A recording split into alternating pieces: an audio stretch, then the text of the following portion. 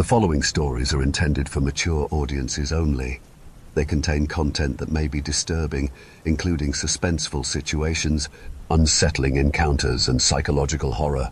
If you're easily spooked, driving alone at night, or listening in the dark, consider yourself warned. These tales are based on true events, urban legends, and the eerie imagination that only kicks in after midnight. Listener discretion is advised. Now buckle up, keep your eyes on the road, and don't stop for strangers. Story 1. Night shift. I was an international student trying to make ends meet. The campus job didn't cut it, and I wasn't too fond of asking my parents for help. One night, after hearing enough buzz about DoorDash from other students, I finally decided to give it a try. I had signed up weeks earlier, but between classes, homework, and nerves, it took me a whole month before I finally accepted my first delivery. Once I did, though, I was hooked. The money was decent and the flexibility was perfect. I could dash after classes on weekends whenever I had time. After 2 months of doing it part-time, I quit my job stocking shelves at a local grocery store and committed fully to delivery runs. On this particular night, Friday of a long holiday weekend, I decided to push myself. I logged into the app around 6 p.m. and planned to go until the early morning. Business was booming. Lots of people were home, off work, and ordering food late into the night. I mostly bounced between fast food chains, especially a 24-hour McDonald's that never seemed to slow down. At 2:14 a.m., I received an order from that same McDonald's. The drop-off location was listed as a commercial warehouse on the outskirts of town. The delivery note simply read, "Side entrance, drop off at front desk." Nothing too strange. Plenty of late-night workers ordered food. I figured it was for security personnel or a graveyard shift crew. I pulled up to the building about 15 minutes later. It was an old structure, one of those long, plain warehouse buildings with rusted siding and only a few high windows. The massive parking lot was nearly empty, save for a few scattered semi-trucks parked in the distance. I double-checked the instructions and drove around the side, where I found the metal door mentioned in the notes. It had a small rectangular glass pane near the top, cloudy and dirty, like it hadn't been cleaned in years. My headlights made it hard to see through, so I stepped out and peeked inside. It looked like a tiny entry vestibule, dimly lit by a single flickering wall light. I opened the heavy door and instantly felt a wave of unease. The room was colder than it should have been, the air stale and still. No front desk in sight, just a corner bench and a long hallway that stretched into darkness. No sound, no voices, no buzzing fluorescent lights, just a void. I stood there for a moment, blinking into the shadows. I considered turning on my phone flashlight, but something about the atmosphere made me hesitant. I checked the delivery notes again. Everything was correct. Feeling a bit paranoid, I called the number on the order. Ring. From the depths of the dark corridor, I heard it, a faint ringtone echoing back toward me. Ring. It sounded again, closer this time. I squinted, and at the far end of the hallway I saw a small glow. Someone was holding a phone, the screen light barely illuminating their figure. "Hey, I've got your DoorDash order," I called out nervously. "I'm leaving it here at the entrance." No response. The figure didn't even slow down. They just kept walking toward me, quickly, too quickly. Something about it was off. The way they moved, rigid, determined, and completely silent. Not a single word, not even a thanks. Panic started to swell in my chest. My instincts screamed at me that something wasn't right. I set the bag down gently and backed away, keeping my eyes locked on the approaching figure. I turned and walked briskly, almost breaking into a sprint, back to my car. As I got in and closed the door, I glanced back at the building. Someone was standing behind the glass of the side entrance now, watching me, just barely visible in the dim red glow of my taillights. I didn't accept any more orders that night. I drove straight home. A couple of days passed. I tried to shrug it off, chalk it up to nerves or maybe some eccentric night worker playing a prank. But on Monday evening, I got a call from an unknown number. "Hello, is this Adrian Torres?" a voice asked. "Yes, who is this?" "This is Officer Langston with the County Police Department. We're investigating an incident involving a possible break-in at the Vexler distribution warehouse. We have footage of your vehicle on the property at 2:30 a.m. Saturday morning." I froze. "Yes, I was there delivering for DoorDash," I explained, fumbling for my phone to find the receipt. I sent them screenshots of the order, time-stamped photos from the app, even the GPS location data. After a few minutes, the officer responded. "Thanks for the info. That lines up. Here's what you need to know."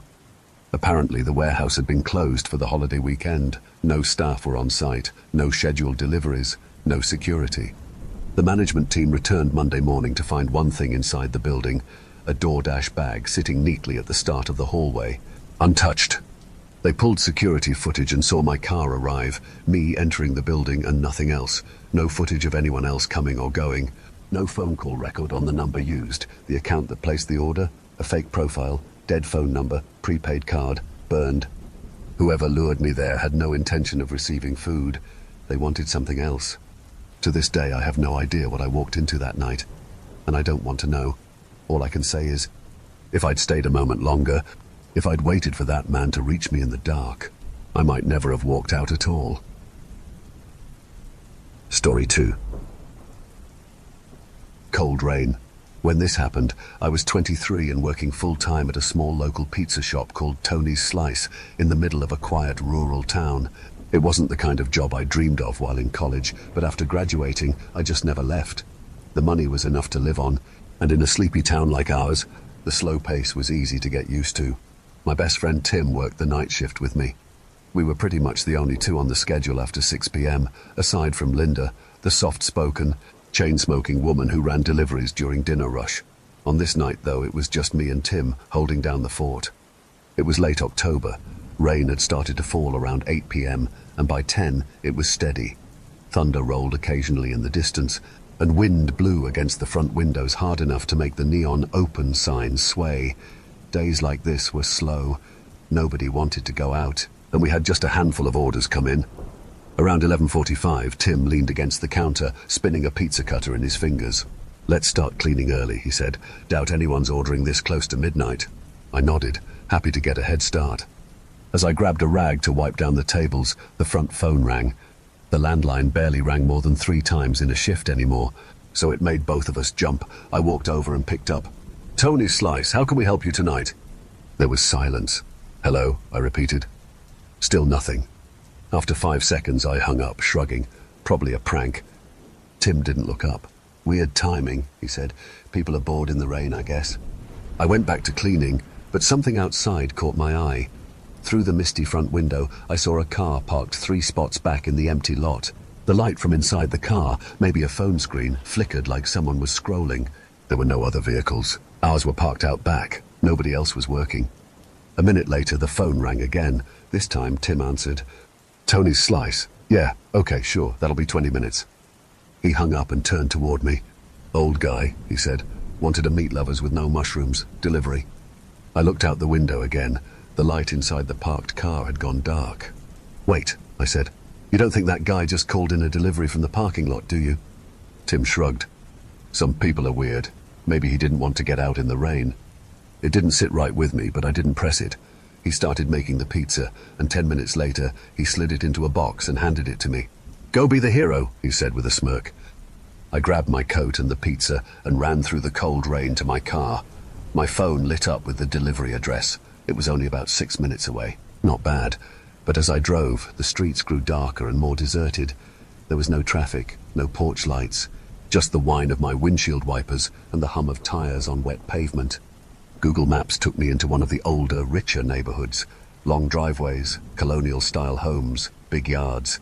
Eventually, I turned onto a cul-de-sac where 3 massive houses sat spaced far apart. I followed the GPS to the middle one. I parked, double-checked the house number with the address on my phone, then jogged up to the front door with the pizza. "Pizza delivery," I called out, knocking on the door. No answer. The house was completely dark. No porch light, no hallway lights inside, nothing. I called Tim. "Hey," I said, still standing in the rain. "Can you call that guy back? No one's answering." Tim called the number from the order. Moments later, he texted me. Went straight to voicemail. I shook my head and ran back to my car, soaking wet. This wasn't the first time we'd gotten a fake order, but it still pissed me off. I tossed the pizza on the seat beside me and drove back. When I returned, Tim was mopping near the ovens. "Any luck?" he asked. "Fake," I said, grabbing a trash bag. Whole house was dark. No one answered. I tossed the pizza in the bin and started wiping down the prep counters. That's when we both heard it. Bang! It came from the front of the store, loud and sharp, like something heavy had slammed against the glass. Tim and I looked at each other. We ran to the front. Nothing. Then Tim pointed. There, on the door. A crack ran diagonally through the bottom corner of the glass. I stepped outside cautiously and found a large, jagged rock lying just outside the door, big enough to break the window if it had been thrown a little harder. But the parking lot was empty. There was no one around, just the sound of rain and wind. Maybe kids, Tim offered, though he didn't sound convinced. We debated calling the cops, but ultimately decided against it. We were minutes from closing, and if we called, we'd be stuck here another hour, at least. We agreed to report it to our manager the next day and finished cleaning in silence. Around 12:30 a.m., we clocked out and walked to our cars. The air was cold and wet, and I kept glancing over my shoulder as I unlocked the door. When I got home, I threw my coat on the hook and wandered into the kitchen to find something to eat before bed. I was about to open the fridge when I heard it. A splash, then tires against wet pavement. Someone had just pulled up outside. I walked to the front window and peered through the blinds. There, sitting in front of my house, was the same car I had seen outside the shop earlier. It was unmistakable. The headlights were off, but the engine was still running. I couldn't see the driver through the tinted windshield. My heart sank. I immediately called Tim. "Dude," I whispered. "That car from earlier, it's outside my house." "Are you serious?" he said. "You need to call the police right now. That's not normal." I hung up and did exactly that. The dispatcher told me to stay inside, stay hidden, and that an officer would be en route. Just as I ended the call, I heard a car door shut. I ran back to the window, and in the dim glow of the streetlight, I saw a man walking up my driveway. He was wearing a dark hoodie pulled low over his face. His hands were in his pockets, and his gait was slow, calm, too calm. I closed the blinds and stepped back. The footsteps approached my front door, paused, then moved along the front of the house. Then silence. For a minute, there was nothing but the rain. The ticking of the kitchen clock felt louder than it should have. I inched back towards the window, lifted the curtain slightly. His face was staring right at me, just inches from the glass. I stumbled back in shock. Before I could react, his hand slammed against the window, sending a sharp crack through it. Then silence again. By the time the police arrived 10 minutes later, he was gone. No car, no footprints, nothing. I told them everything, from the strange phone calls to the delivery and the rock at the shop. They took notes, nodded, and said they'd file a report. But the way they looked at me, I could tell they thought I was overreacting. Maybe I was, but then again, maybe I wasn't.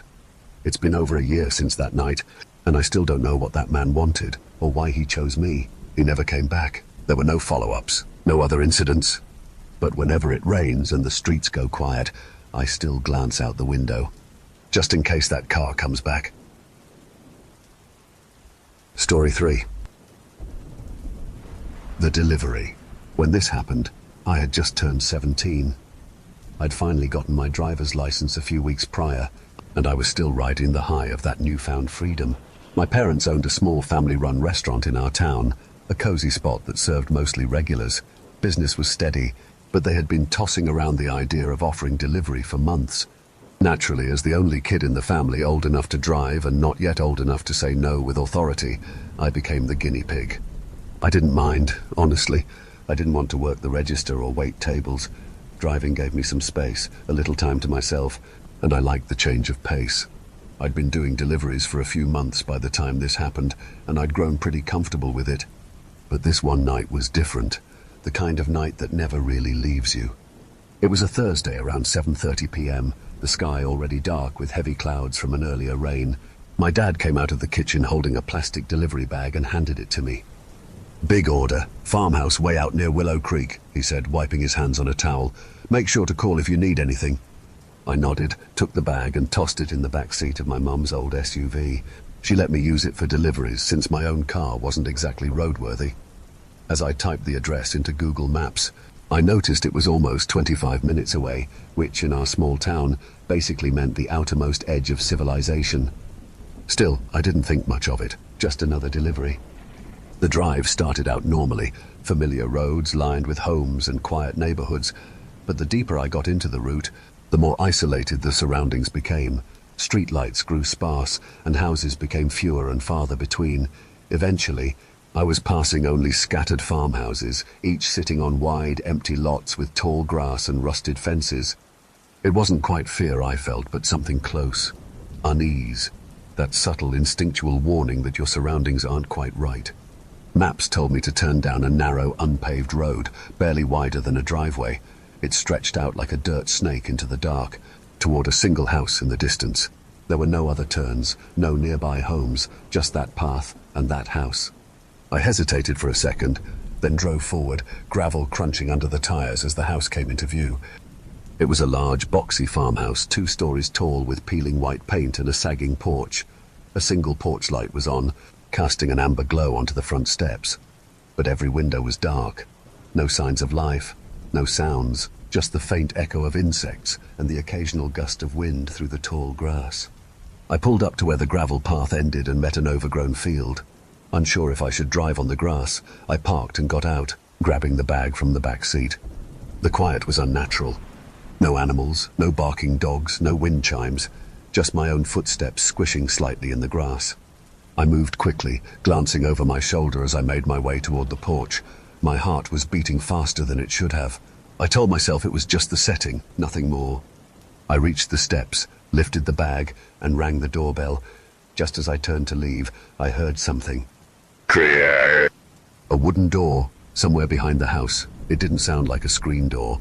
It was heavier, echoing through the still air. I froze, halfway down the steps, listening. Then came the second sound. Footsteps, running. Not mine, not alone. I turned around, heart leaping into my throat. 3 men were charging at me from the side of the house, all dark clothing, hoods up, one of them holding something in his hand. I didn't have time to think, I just ran.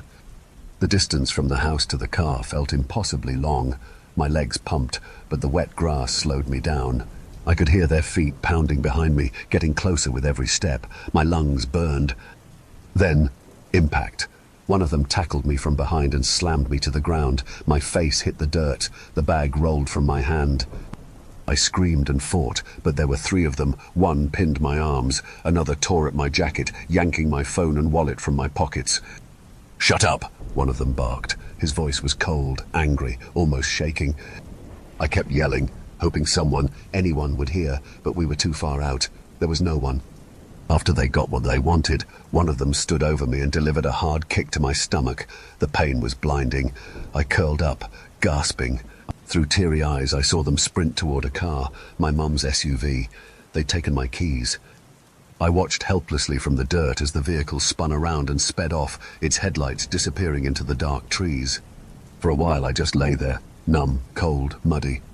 Eventually, I pushed myself to my feet and started walking. I had no phone, no way to call for help. I didn't even know exactly how far I was from the main road. I walked for what felt like forever, maybe 30 or 40 minutes, before I saw headlights up ahead. A police car pulled over beside me. The officer rolled down his window. "Are you the delivery kid?" he asked. "Your parents called us, said you weren't answering." I nearly cried in relief. The aftermath was even more disturbing. Police investigated the farmhouse and discovered it was vacant. The real owners had been out of town all week. In a small barn behind the house, they found an old restaurant delivery bag. Not ours, from another business. It looked like these guys had tried something similar before. Maybe they were waiting for the right opportunity. Maybe they got interrupted last time. No reports had been filed, but it was clear they'd done this at least once. My phone was found in a field a few miles away, completely destroyed. The SUV was located 3 weeks later, abandoned nearly 80 miles away, stripped of everything valuable.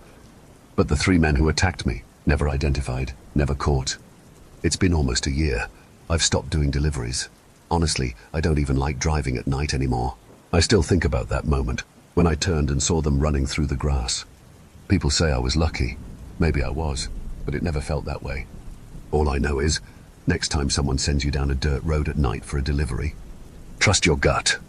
Sometimes it's trying to warn you of something you can't see, until it's too late. Story 4.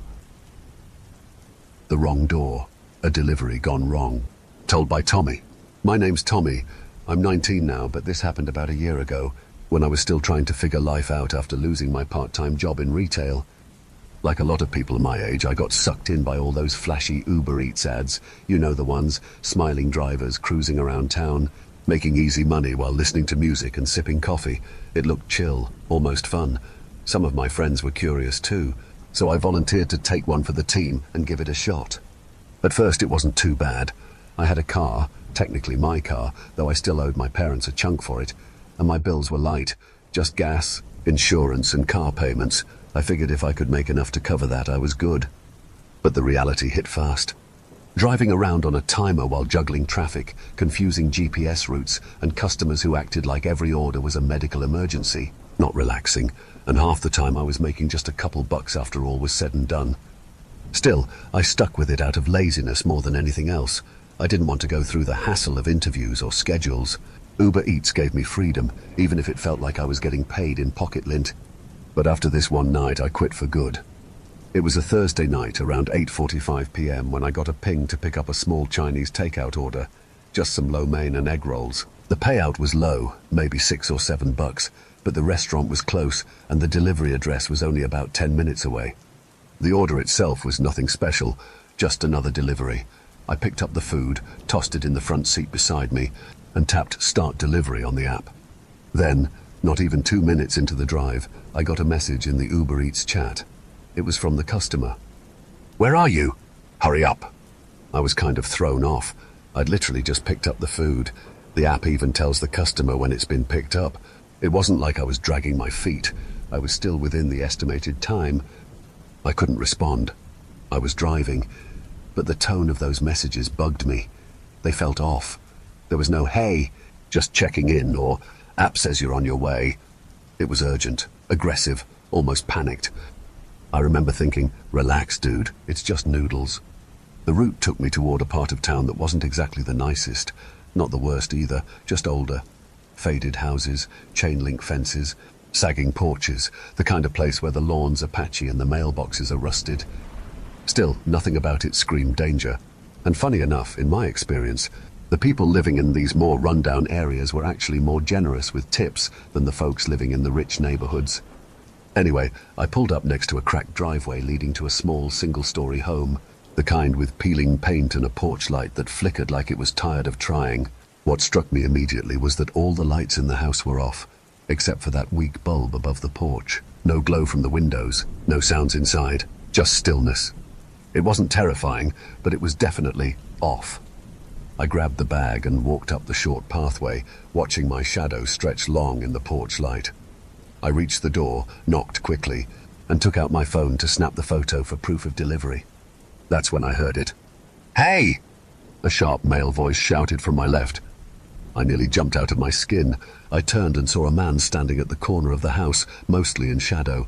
He was average height, maybe late 30s or early 40s, wearing a zip-up hoodie with the hood down. He started walking toward me with a key in his hand and an annoyed look on his face. "I don't know what took you so fucking long," he said, cutting right in front of me.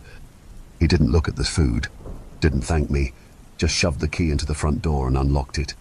The door creaked open, revealing a completely dark hallway inside. "Come here. I need your help with something since you took your time getting here. It'll be quick."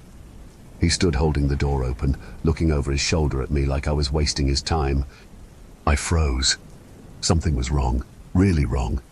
There was no furniture visible inside, no welcome mat, no family photos, just bare walls and shadows. No, I should really get back to work," I said, starting to take a step back.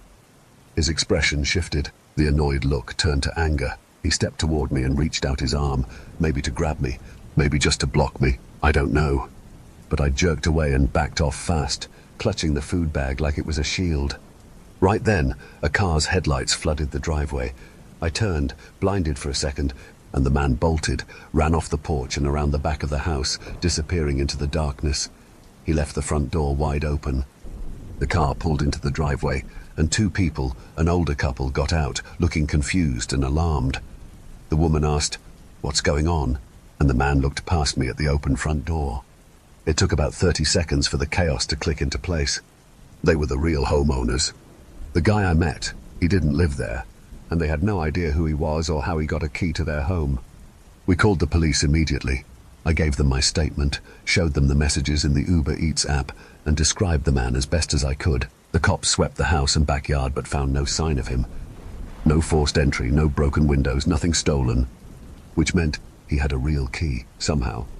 The most unsettling part? That text. "Hurry up." It made sense now. He wasn't just being rude.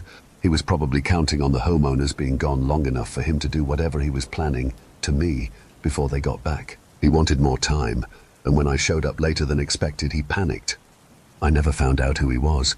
As far as I know, they never caught him. Maybe he was a squatter. Maybe he'd been watching the house. Maybe he used to live there. I don't know. But I do know this. That was the last delivery I ever made. Story 5. The back lot. A delivery that nearly turned deadly. Told by a Postmates driver. I work 2 jobs. One pays the bills, rent, utilities, groceries. The other is supposed to be stress-free, casual. Something I picked up just to cover the extras in life, like new shoes, concert tickets, or saving for a vacation. That second job is Postmates.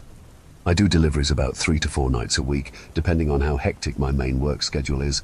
Some nights are great. I get to cruise around, listen to music, grab a snack between orders, and maybe pocket a decent tip or two. Other nights it's slow and frustrating, but I never take it too seriously. If I make money, cool. If not, no big deal. This night started like any other. It was a Wednesday, and I clocked out of my main job around 8 o'clock p.m. As usual, I opened the Postmates app on my phone and went online. Within a few minutes, orders started coming in.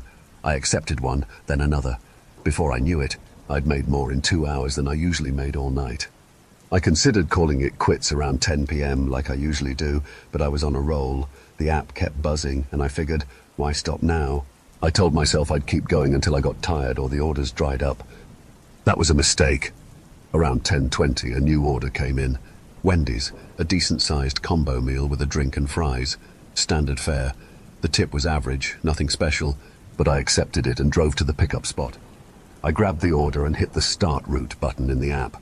That's when I noticed something a little strange. Instead of an address, I got a GPS pin. The location was a parking lot behind a grocery store about 8 minutes away. I'd delivered to plenty of people at their jobs before, especially late night, shifts at retail stores or grocery chains, so that didn't immediately seem suspicious. But it was odd that they didn't just put the store name in the delivery info. They went out of their way to drop a precise pin in a dark lot behind the store. Still, I figured maybe they were an employee on break or trying to avoid making it a big deal at work. I shrugged it off and drove over. By the time I arrived, the lot was practically empty. The grocery store itself was closed, lights dimmed, sliding doors locked. The other stores in the strip mall, an old nail salon, a mattress outlet, and a shuttered video game store, were also dark. I pulled into the lot slowly, headlights sweeping over the cracked pavement and weeds poking through the concrete. The only vehicles were a couple of old cars parked near the back of the lot, close to a row of dumpsters. It didn't feel right. I parked near the front of the grocery store and texted the customer. "Hey, I'm here, at the store. Where should I meet you?" They replied almost instantly. "Around the back, you'll see us." I considered cancelling right then. My gut was tight, and every part of me was saying this is weird, but I didn't want to jump to conclusions. Maybe it was just someone embarrassed about picking up fast food. Maybe they worked in the stockroom, or had the night shift and weren't allowed to have food delivered to the front. Trying to shake off the tension, I put my car in drive and slowly pulled around the back of the store. There were no lights back there, just those same 2 parked cars, both empty from what I could tell. My headlights barely lit the area, and there was no sign of anyone nearby. I stopped and looked around. No people, no movement. I felt a chill creep up my spine. Then my phone started buzzing in my cup holder. It was a call from the customer through the Postmates app. I answered. A man's voice came through, low and urgent. "Hey, we're coming up right now. Be there in just a minute." Click. He hung up. I didn't like that at all. "No, thanks. No, just around the corner. No, sorry for the wait. Just a statement. Cold. Calculated." I glanced at the rearview mirror. Still nothing. I reached for the gear shift to turn around and get out of there. That's when someone ran in front of my car. He came out of nowhere, hands up in a stopping motion, stepping directly into my path. I slammed on the brakes and froze. He approached my driver's side window casually, like this was normal. "Hey, you got my order," he said. I hesitated, then picked up the bag from the passenger seat and rolled the window down slightly, just enough to pass it through. But he didn't take it. He just stood there staring at me. Suddenly, I heard a soft footstep on the other side of the car. Then the back door flew open. Someone was trying to get into my car. Adrenaline exploded through me. I dropped the food bag out the window, threw the car into drive, and slammed the gas. The man at my window yelled something, probably stop, but I didn't hear it over the screech of my tires. I felt a weight shift in the back seat. Whoever jumped in was still in my car. He lunged forward between the front seats, reaching for the gear shift, trying to force it into park. We struggled for a few terrifying seconds, me swerving to keep control, him clawing at the controls. Eventually he gave up and leapt out, while the car was still moving. I saw him hit the pavement hard in the side mirror, roll and scramble to his feet. The other guy ran to help him, and the two of them vanished into the night as I sped away and didn't stop until I was halfway across town. I filed a police report. They were polite but useless. Said they'd look into it. Never heard back.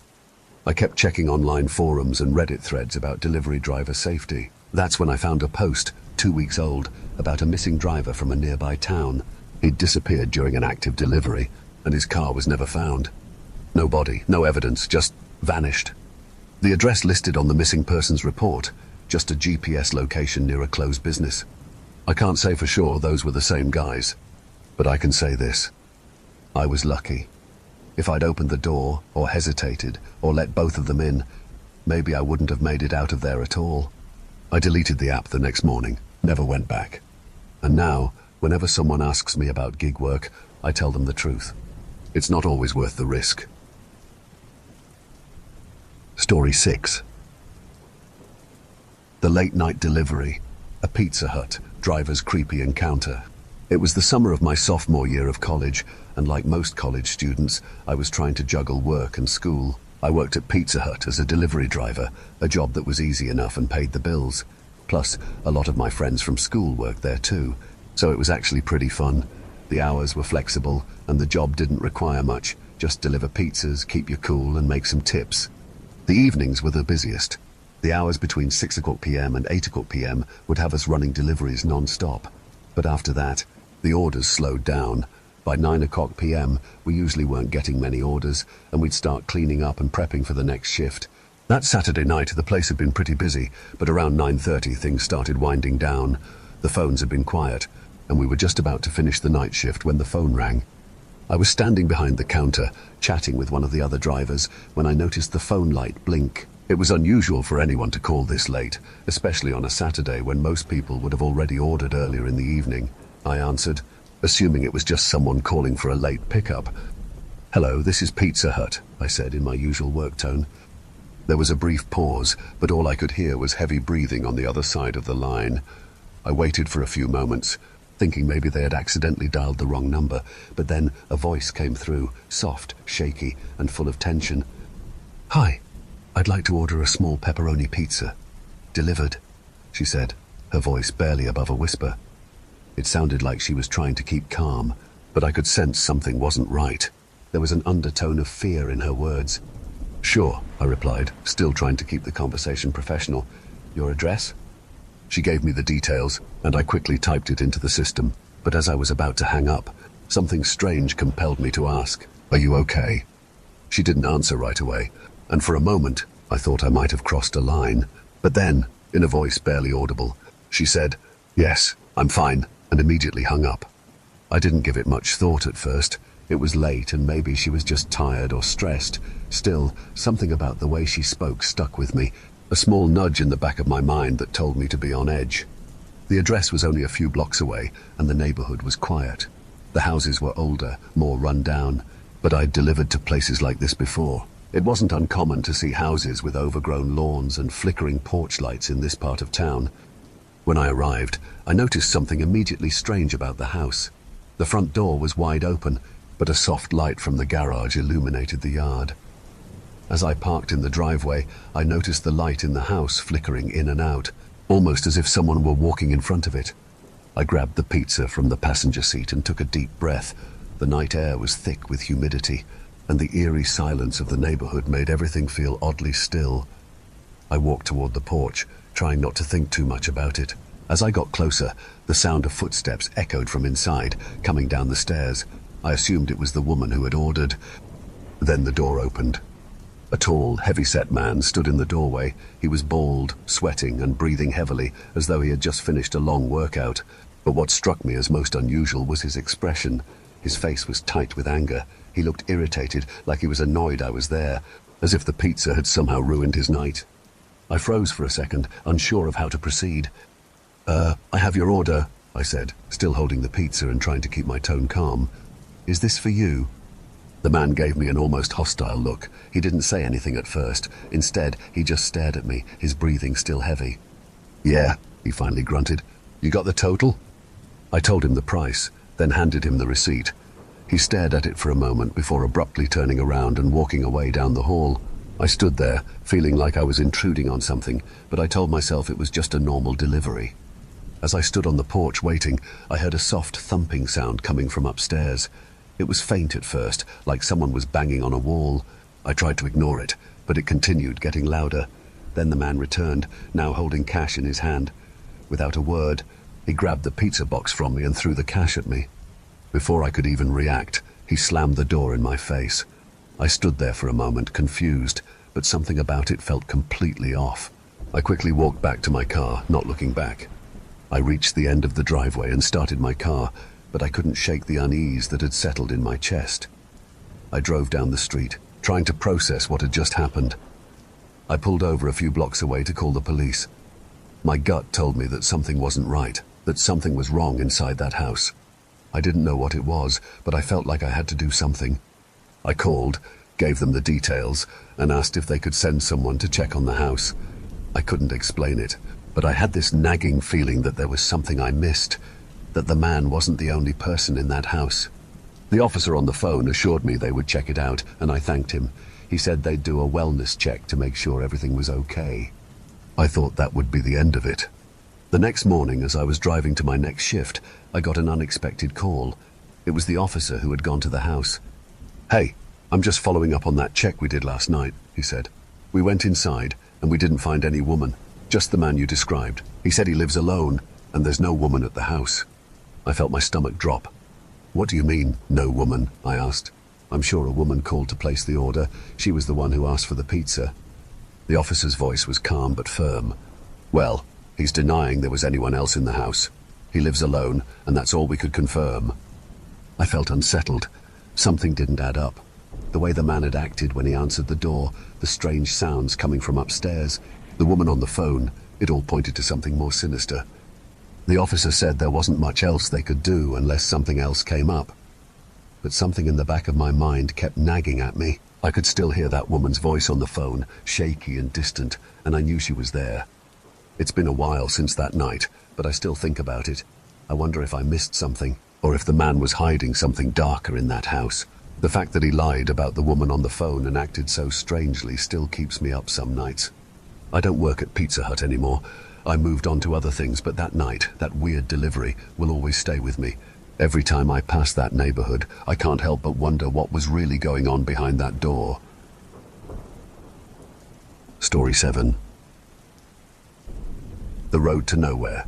A truck driver's close call. I've been a truck driver for a moving company on the East Coast for nearly 4 years, specializing in cross-country relocations. My role primarily involved the driving, picking up or dropping off the trailers at homes, while other crew members handled the packing and boxing of the belongings. Over the years, I'd gotten used to the endless hours on the road, and while the job itself wasn't terribly complicated, the drives could often feel like an eternity. We often made long-haul moves from the east to the far west coast, which meant hours and hours of driving through a variety of landscapes. Depending on the location, the drives could take anywhere from 20 to 30 hours straight, sometimes split over a couple of days with short rest stops. It wasn't glamorous, but it paid the bills. The most exhausting stretches of the drive for me were always through the Midwest, particularly Iowa and Nebraska. These states felt like endless stretches of dead road, with nothing for miles but fields of grass swaying in the breeze. It was a monotonous and grueling experience, perfect for making your mind wander, but horrible for keeping your focus sharp. One evening, I had just crossed into Nebraska from Iowa. The sun had already dipped below the horizon, and the darkness was quickly settling in. I'd been on the road for about 14 hours, and although I'd taken a break earlier, I could feel the drowsiness starting to creep up on me again. My eyes were heavy, and I knew I needed another break soon before I found myself in danger of nodding off behind the wheel. Then, just as I was getting ready to find a safe place to pull over, I saw something ahead that made me slow down. On the side of the road, there was a car with its headlights on, parked in a spot just off the shoulder. It wasn't that unusual to see a broken-down vehicle on these empty stretches, but something felt off. The car was running, and I noticed steam rising from the exhaust pipe. As I passed the car, I saw a man leaning against the driver's side door, looking straight at me. He didn't seem to be in any distress, nor did he look like he was in trouble. In fact, he looked strangely calm, even waiting, almost expectantly. I gave him a quick nod as I passed, trying to keep the interaction polite, but I couldn't shake the feeling that something wasn't quite right. I checked my mirrors as I continued down the road. The car was still in my rear view, and the man had climbed back into the vehicle as I drove further away. I dismissed it as a coincidence, but the unease in the pit of my stomach lingered. About a mile down the road, I saw something that made my blood run cold. Another car was parked diagonally across the road. There was another vehicle behind it, a large box van sitting off to the side. I couldn't see much, but there were figures, men, maybe 3 or 4, standing along the road. At that moment, everything clicked into place. I knew instantly that this wasn't a random breakdown or coincidence. I was being set up. I immediately slammed on the brakes, but the car blocking the road wasn't moving. It wasn't just some minor inconvenience. It was an obstacle, and it made my heart race as I realized I was trapped. I started to reverse, trying to give myself some space to maneuver, but just as I began to move backward, I saw the headlights of another car pull up behind me, trapping me completely. The man who had been leaning against the car earlier suddenly sprinted toward the back of my trailer, and the other men in the front started running toward me too. My mind went into a state of pure panic and adrenaline. I had no time to think. The fight-or-flight response kicked in. I slammed my foot on the gas pedal, knowing that if I didn't act fast, things would go from bad to worse in an instant. I heard a sharp pop as one of the men from the front fired a shot, and the door of my trailer swung open, spilling a few boxes into the road. My heart was pounding in my chest, and my ears rang with the sound of screeching tires as I barreled forward, ramming the car, blocking my way. The collision sent the car skidding off the road, completely wrecking it. I barely had time to react before I heard more gunshots ring out from behind me, the sound echoing in the stillness of the night. But luckily, none of the bullets found their mark. I kept the pedal to the metal, flooring the truck until I could see the men in my rear view, running for cover along the side of the road. I didn't stop. For what felt like miles, I could hear cargo spilling out of the trailer. Boxes tumbled onto the road, and I could only imagine the damage being done to the client's belongings. But it didn't matter right then. My life was at risk. After a long stretch, I finally pulled off the road into a truck stop and called the police. My hands were shaking as I relayed everything to them, and not long after, an officer arrived to take over. I gave him all the details I could, describing the men, the cars, the whole scene. When the police arrived at the scene, they found the car I had rammed, damaged beyond repair. They were able to track down one of the men, and after some questioning, he revealed the entire plan. These men had been waiting for me to drive through the area, fully aware that I was transporting valuable items, the belongings of a wealthy family. They had planned to rob me, and if I hadn't reacted quickly enough, it's hard to say what they would have done next. The box van, that was supposed to be their getaway vehicle. The men had been following my every move for miles, and it seemed like they had been preparing for the moment when they could stop me, overpower me, and take the load. What they never accounted for, though, was the sheer force of adrenaline coursing through me. I can't help but wonder what their plan had been for me after the robbery. The police didn't mention anything specific, but I have a sinking feeling that if I hadn't escaped, I would have been just another loose end for them to tie up. The authorities were able to track down and arrest the men responsible, and they had intelligence suggesting that they had attempted similar schemes in other states, but this was the first time they'd come across someone who fought back. Thankfully, the family I was moving for was unaware of the danger I had just narrowly avoided, and they were able to recover their belongings without issue. As for me, I took some time off after that night. I didn't know what else to do, but I wasn't the same. The road, which had once felt like a calm, quiet place where I could think, now felt like a dangerous and unpredictable environment. My job never felt the same again, and I'll admit, even though I returned to work, I had a much different perspective on the risks involved. Looking back, I can't help but wonder how many other drivers have encountered situations like this. Dangerous, calculated schemes happening in the dead of night when you least expect it. You don't always think that a simple move can turn into a life or death situation, but that night, I learned just how quickly everything can change. And one thing's for sure, I'll never look at a seemingly quiet stretch of road the same way again. Story 8. The delivery that almost went wrong.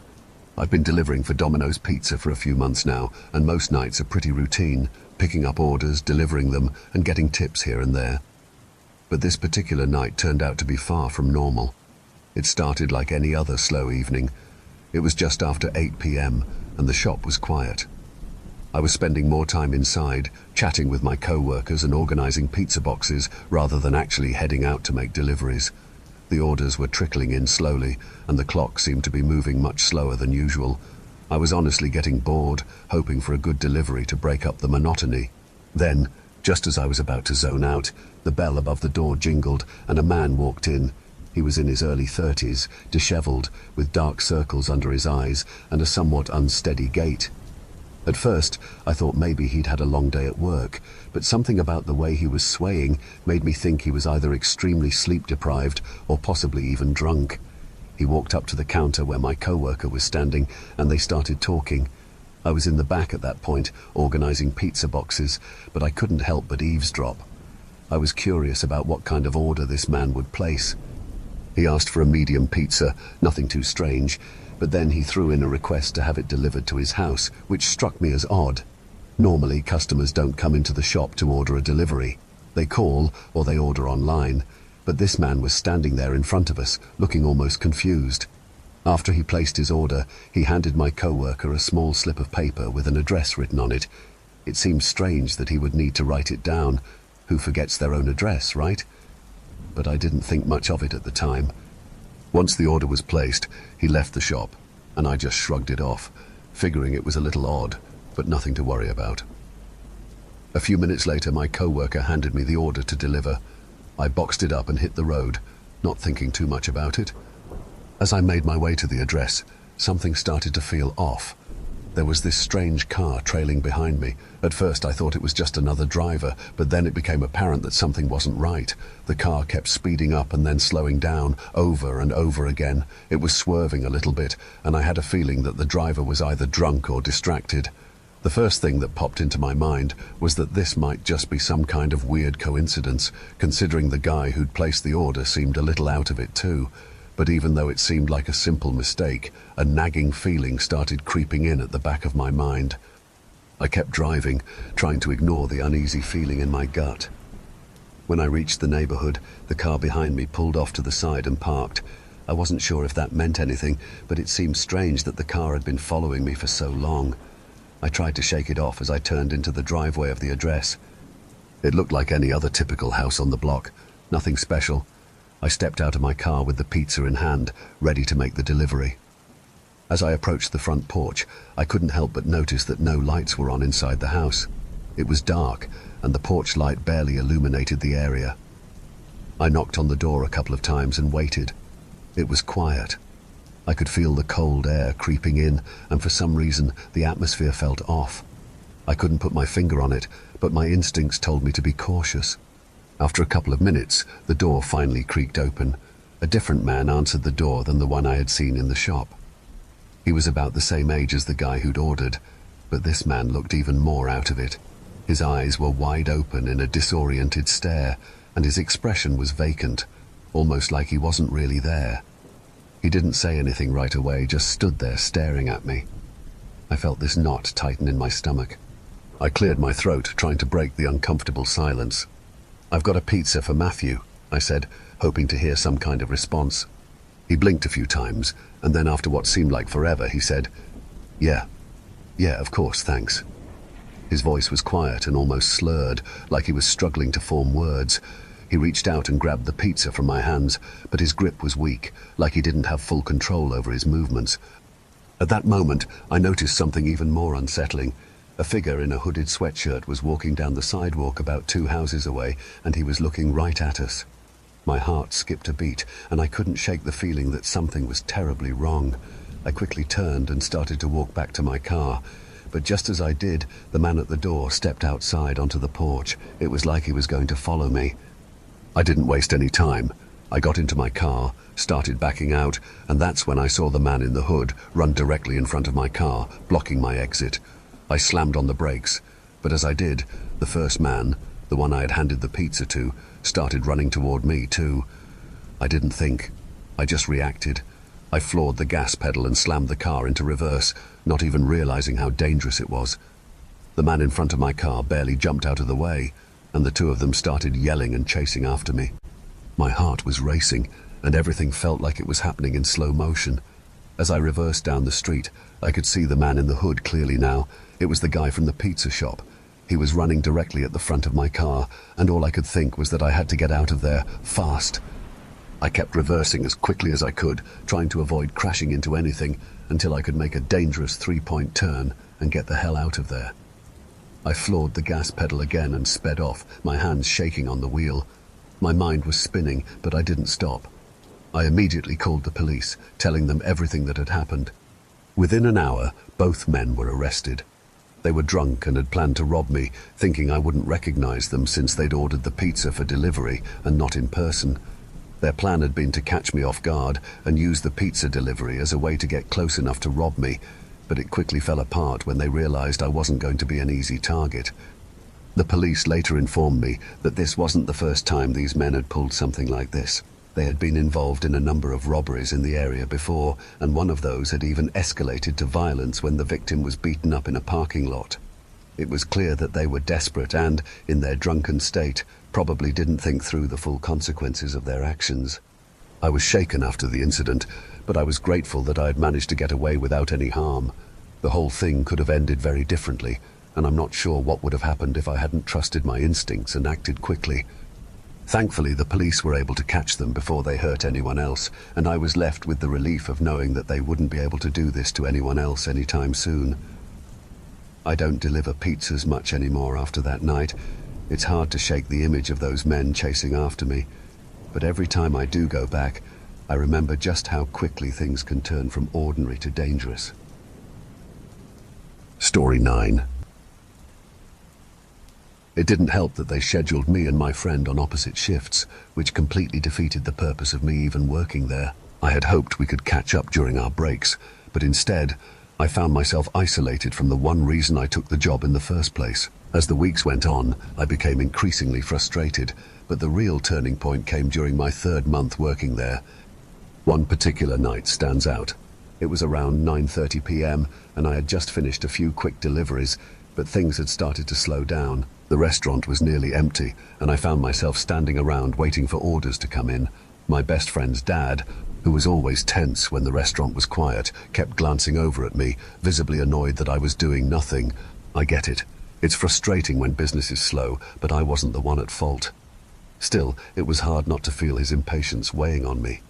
As the minutes ticked by, I could feel the tension building. It was 10:30 p.m. when I overheard him on the phone with someone. From what I could hear, it was a last-minute delivery order that had come in. The food was already ready, and he handed me the bag with a look that made it clear he wasn't going to let me leave for the night until it was delivered. I checked the address, a small town about 30 minutes away, and complained to him that it was already getting late and my shift was almost over. I just wanted to finish up and head home, but he was adamant, and I could tell he was frustrated with me just standing around. After a brief argument, I reluctantly agreed to take the delivery. I wasn't in the mood to fight it anymore, so I grabbed the bag and headed out the door, mentally preparing myself for what was sure to be an exhausting last delivery. The drive was long. 30 minutes was far for our small town, and the further I drove, the more isolated I felt. I'd been down this road countless times, but the closer I got to the address, the more uneasy I became. It was 11:45 p.m., and by the time I turned onto a small street, I realized just how quiet it had gotten. The street was completely deserted. No cars, no people, just rows of old, outdated houses that seemed to stand silently in the dark. Something about the place gave me the creeps.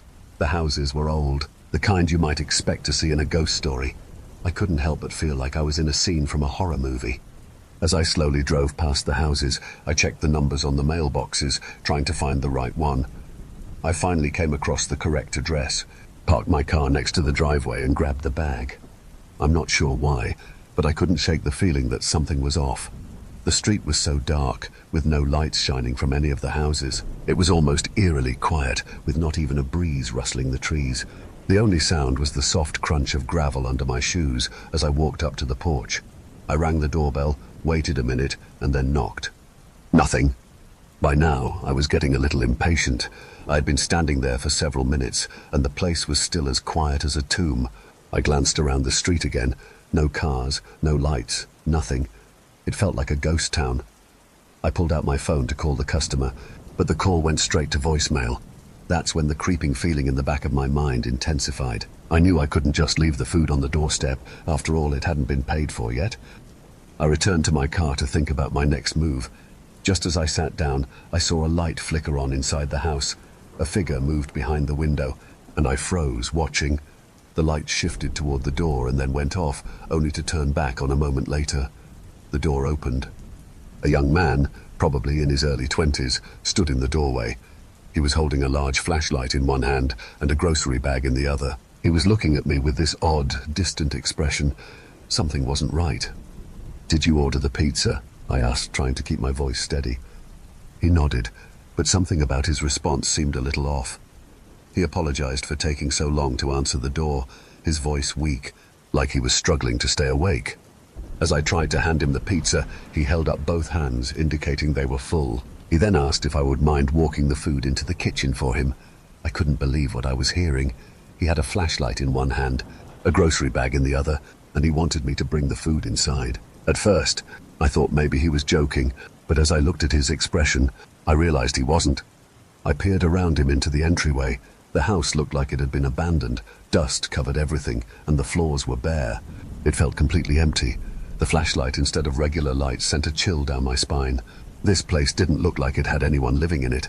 I was almost certain it was vacant. Something clicked in my brain, and I knew I had to get out of there. "I'm actually in a bit of a rush," I said, trying to keep my voice calm. "If you could just pay real quick, I'll leave the food here on the porch." The man's face darkened at my response. Without saying a word, he stepped out onto the porch and moved toward me.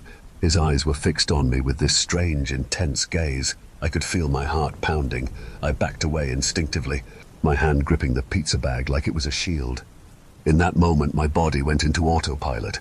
I dropped the bag onto the porch and turned to sprint back to my car. I didn't know what he intended to do, but I wasn't about to find out. I could feel him watching me intently as I got in the car and slammed the door shut, revving the engine to get away. I drove back, my hands still shaking on the wheel. I couldn't stop thinking about what had just happened. It was too weird, too unsettling. I had been lured into that house, and something told me that man had bad intentions. I should have called the police, but I was so shaken that I just went home instead. The next day, I went back to the restaurant and told my friend's dad about the incident, but instead of expressing concern for my safety, he seemed more upset that I hadn't made the customer pay before leaving. That was the final straw for me. I had had enough of being treated poorly by his parents, especially after everything that had happened. I quit right then and there. It was a heated conversation, and I could tell my friend was upset, but I was done. I wasn't going to risk my safety for a job that didn't even appreciate me. Looking back, I realized how close I had come to a much worse situation. I didn't call the police at the time, and I regret that. But at least I had the sense not to go inside that creepy house. If I had, who knows what would have happened. I was working at my best friend's parents' restaurant during college. They owned the place, and it wasn't uncommon for me to pick up shifts, especially on weekends. Most of the time I handled deliveries, though I also helped with small tasks like cleaning tables or prepping food when things got busy. The job itself wasn't terrible, but it came with its own set of complications. For one, working for my best friend's parents wasn't as easy as I thought it would be. At first, I figured it would be fun. I'd get to spend some time with my friend, make a little cash, and have a good time. But it quickly became clear that his parents were not the most pleasant bosses. They were incredibly critical, and they didn't really seem to understand how difficult the work was. They were especially hard on me, which made things feel even more uncomfortable. Story 10. The last delivery.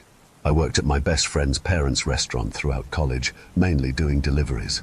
Occasionally, I would help clean tables or take on other small tasks when it wasn't too busy. It wasn't a difficult job by any means, but there was one major thing that made it uncomfortable: working for my best friend's parents. They were my bosses, and despite our friendship, it was a weird dynamic.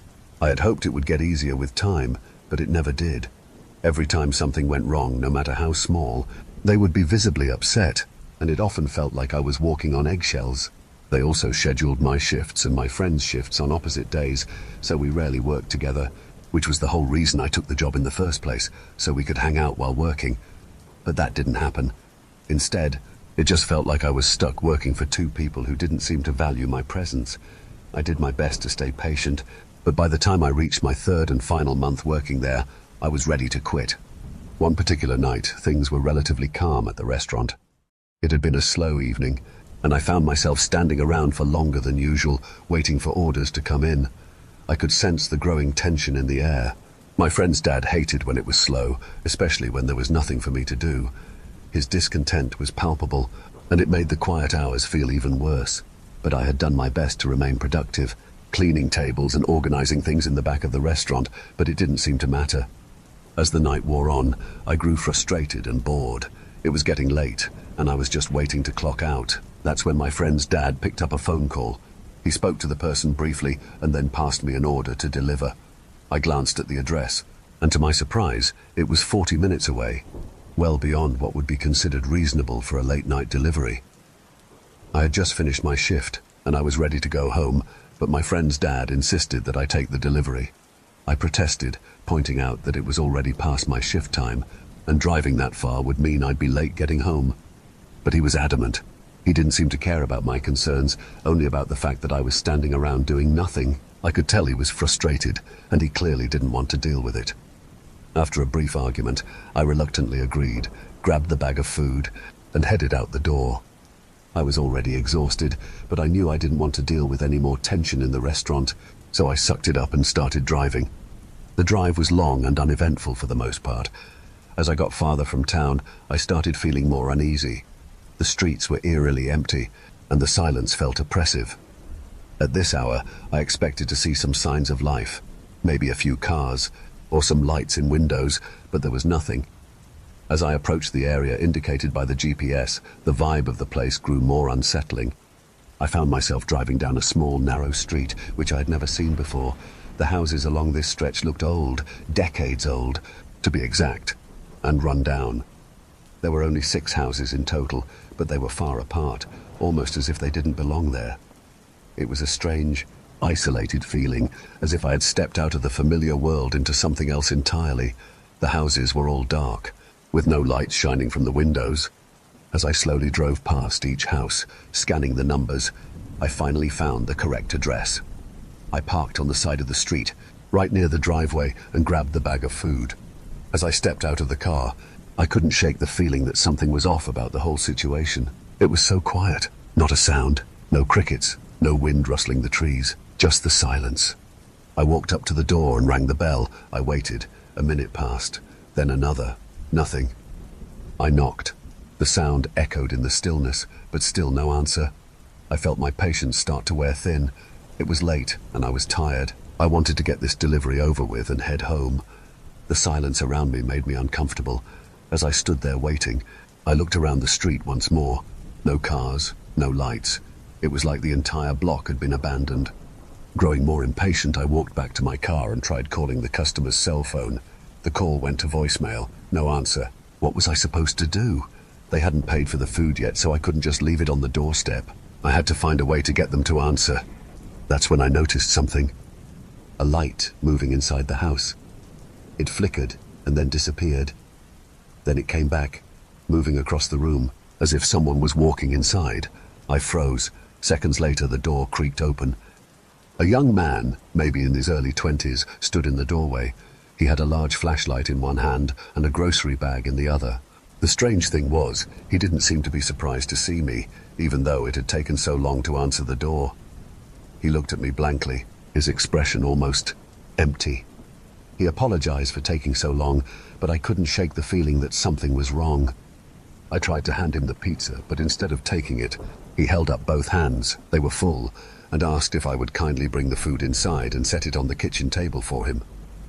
At first, I thought it was some kind of weird joke. He could easily set the grocery bag or the flashlight down for a second, but I quickly realized he was serious. As I peered around him into the entryway, my stomach sank. The place looked dusty, like it had been abandoned for months. The floors were bare, and there was something unsettling about the entire atmosphere. The lights weren't even on inside. He was using a flashlight.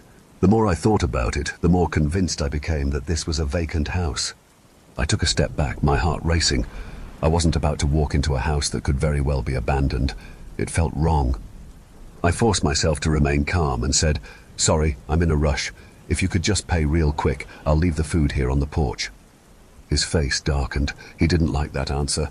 Without another word, he stepped further out onto the porch, his eyes never leaving me. There was something in his gaze, something that made me feel like he was about to do something I wouldn't be able to stop. That's when I made my move. I dropped the bag of pizza on the porch and, without hesitation, sprinted back to my car. I could hear his footsteps behind me, but I didn't look back. My only focus was getting to safety. I dove into my car, slammed the door shut, and started the engine. I didn't care if I looked like a maniac. I was out of there. I drove as fast as I could, my heart pounding in my chest. I wasn't sure if I had just narrowly avoided a robbery or something worse. The whole situation had felt off from the moment I drove down that street. It had been one of the most unsettling experiences of my life. But I didn't call the police. I didn't know what I would even say. When I returned to the restaurant, I told my friend's dad about what had happened, but instead of expressing concern for my safety, he seemed more upset that I didn't make the customer pay. He didn't care about what I had just gone through. That was the breaking point for me. I was done. I quit right then and there, even though I knew it would upset my friend. I couldn't deal with his parents treating me like I was just another employee. I was done being mistreated for no reason. Looking back, I regret not calling the police, but I was so shaken by the entire experience that I didn't think clearly. I'll never forget that night. If I had gone inside that house, I'm not sure I would have made it out.